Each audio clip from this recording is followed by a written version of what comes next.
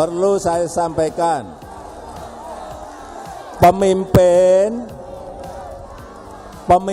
yang mikirin rakyat itu kelihatan, dari mukanya itu kelihatan. Dari penampilannya itu kelihatan. Banyak kerutan di wajahnya karena mikirin rakyat.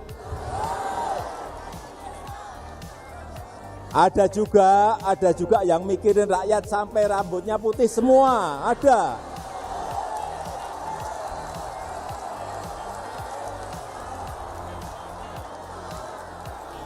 Ada itu.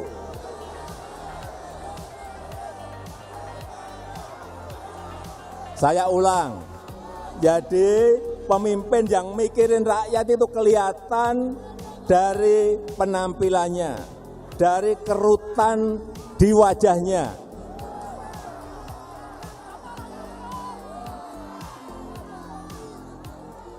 Kalau wajahnya celing, bersih, tidak ada kerutan di wajahnya, hati-hati. Lihat juga, lihat rambutnya. Wah, kalau rambutnya putih semua, nah ini mikir rakyat ini.